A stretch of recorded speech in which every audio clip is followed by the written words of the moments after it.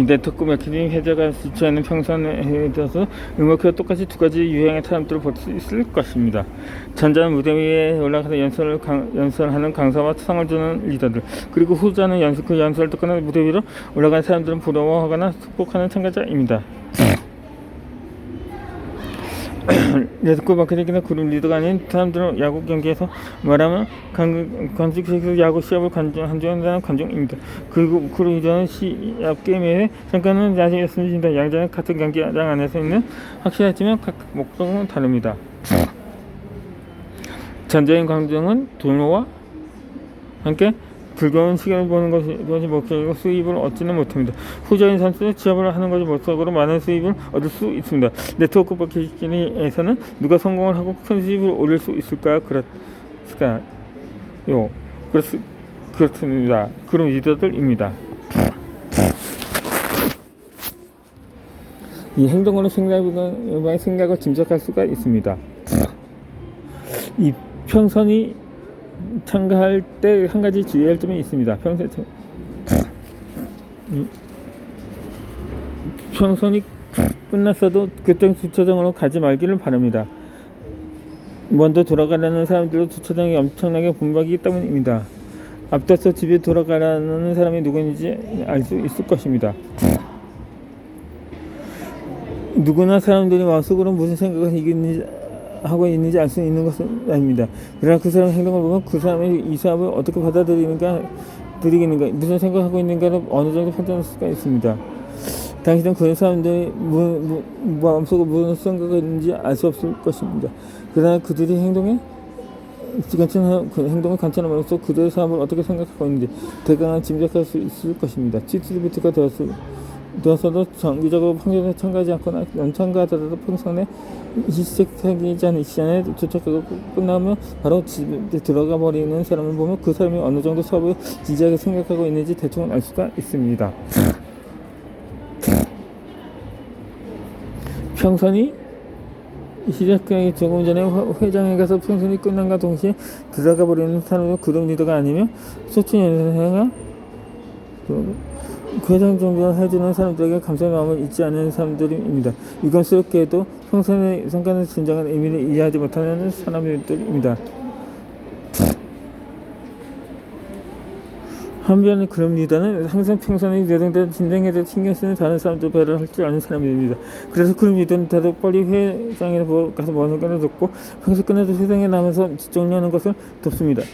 보고 평선이 끝난 뒤 혹은 연사에게 마감에 마전하고 초청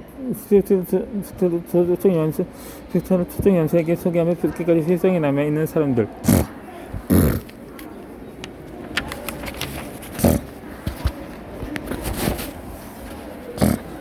사람들입니다.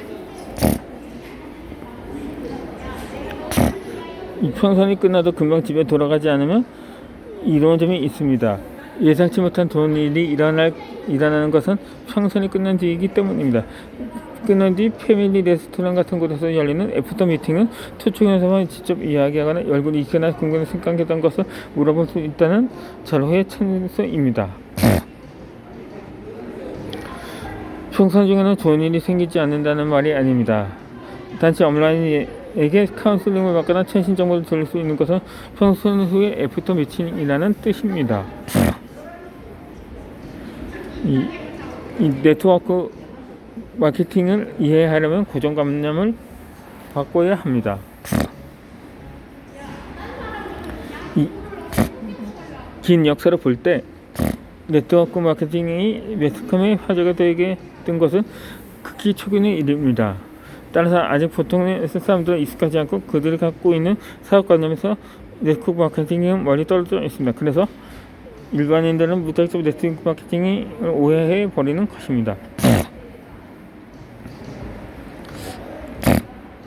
그 네트워크 마케팅을 이해하려면 그 고정관념을 바꿀 필요가 있는데 그러기 위해서는 여러 평선에 참가해서 자신과 평소에 수많은 마음들 진지하게 사기에 임하는 모습을 보는 방법밖에 없습니다.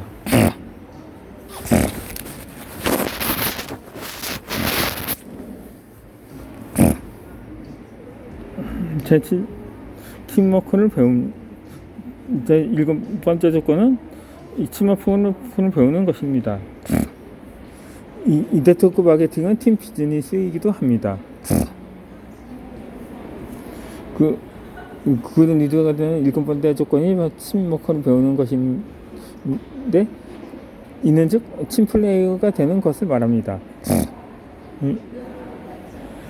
이 네트워크 마케팅에서 성공하려면 타인의 성공을 지지하지 않고 팀메이트의 성공을 서로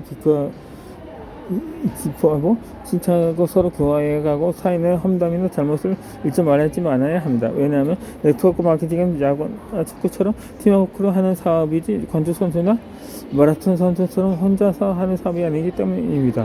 그래서 마케팅 스몰 비즈니스 또는 피플즈 비즈니스라고 부르는 것입니다.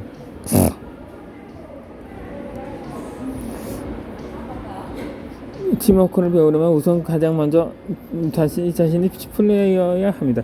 그리고 팀플레이어가 되려면 다른 사람들에게 배우려는 교만 자세를 가져야 합니다. 이 사업을 시작할 때에는 학력이나 직함, 나이, 성별에 관계없이 누구나 1년 정도간 학교에 다니는 듯한 마음 자세로 사업을 해야 합니다.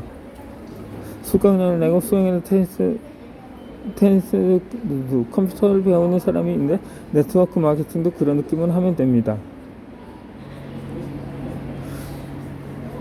그리고 열심히 하면 생각지 못한 수입을 얻을 수도 있습니다.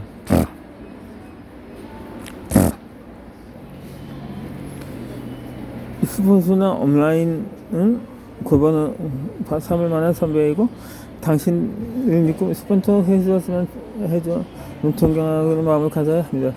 그들이 당신보다 나이가 어리고 학력이 낮아도 직함이 없어도 여성이든 남성이든 당신의 스폰서이므로 그들이 말하는 것에 귀를 기울여야 합니다. 만약 당신에게 배우고자 하는 의지가 있고 1년간 열심히 사업을 하면 사업에 관한 것뿐만 아니라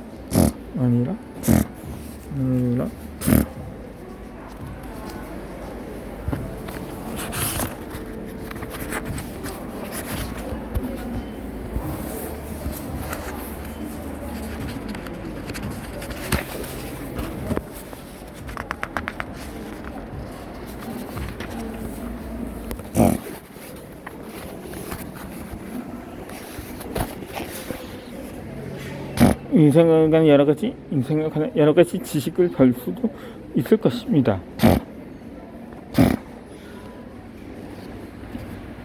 이 그룹 리더도 팀 플레이어입니다. 왜냐하면 그들은 첫 번째로 스포츠나 온라인에게 사업 방식을 배우는 검열 태도를 갖고 있고 그들이 말하는 사항을 전부 실행하고 배운 노하우나 지식을 다운라인에게 가르치는 사람들이기 때문입니다. 이 스폰서나 온라인을 모방하고 사업 방식을 함부로 바꾸지 않습니다.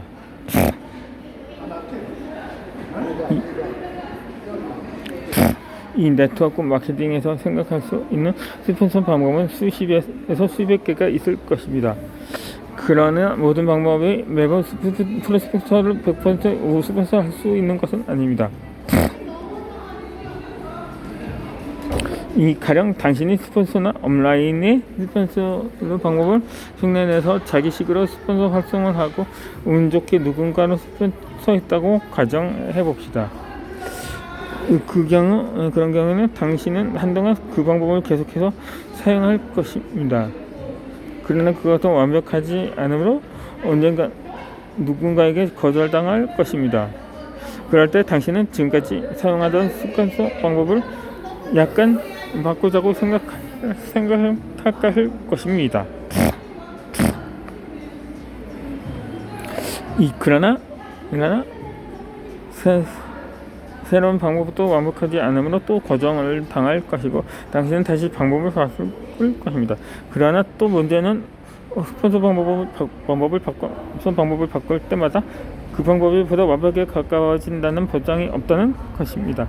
왜냐하면 당신이 스폰서를 스폰서할 수 있는가 없는가는 스폰서 방식만으로 좌우되는 것이 아니라 주로 스폰서를 받는 사람들이 꿈을 가지고 있는가, 할 의지가 있는가, 무엇인가를 추구하고 있는가에 좌우되기 때문입니다.